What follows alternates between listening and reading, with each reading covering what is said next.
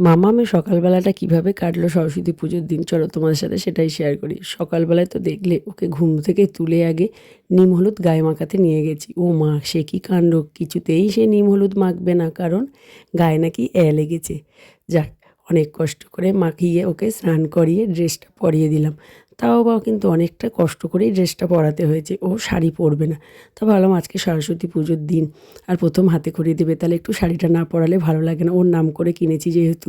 তা যাই হোক, কষ্ট করে শাড়িটা পরিয়ে তারপরে নিয়ে আসলাম ঠাকুরমশাইয়ের কাছে। আর দেখো তোমরা, ঠাকুরমশাইয়ের হাত কিছুতেই ধরবে না, ও কিনা লেখাপড়া করবে না। কী অবস্থা, কী অবস্থা, কী কান্না, তোমাদেরকে কি বলবো আর।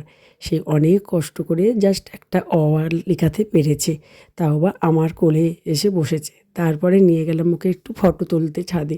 ও মা, কেন সে ফটো তুলবে? সে গিয়ে তো আগে দুষ্টুমি করবে, গাছের ফুলগুলো সমস্ত ছিঁড়ে ছিঁড়ে ফেলে দিচ্ছে। অনেক কষ্ট করে ওকে ধরে বেঁধে দুই একটা ফটো তুলতে পেরেছি, বেশি কিন্তু তুলতে সময় দেয়নি। তারপরে একটু ঘুরু ঘুরু করলো, আমি ভাবলাম নাই, এইটুকুই ভিডিও করে বাড়ি চলে যাই। আর ওর দ্বারায় আর হবে না, আমার দ্বারায়ও হবে না। আর দেখছো কীরকম বদমাশি করছে, ও কিন্তু এইরকমই দুষ্টু, এক জায়গায় এক দণ্ড থাকতে ভালোবাসে না। আর দেখো শাড়িটার অবস্থা কী করেছে, একদম কাদা জল মেখে ভূত হয়ে লাস্টে আমরা নিচে নেমে আসলাম। কী করব বলো, এ তো দুষ্টু বুড়ি একেবারে। তারপরে শাড়ি টাড়িগুলো আমাকে লাস্টে চেঞ্জ করেই দিতে হলো। মানে যা অবস্থা করেছিল, তোমরা সে চোখে না দেখলে বুঝতে পারবে না। এটা তো স্বাভাবিক, এর থেকে আরও অস্বাভাবিক কিছু করে ফেলেছিল। চলো টাটা।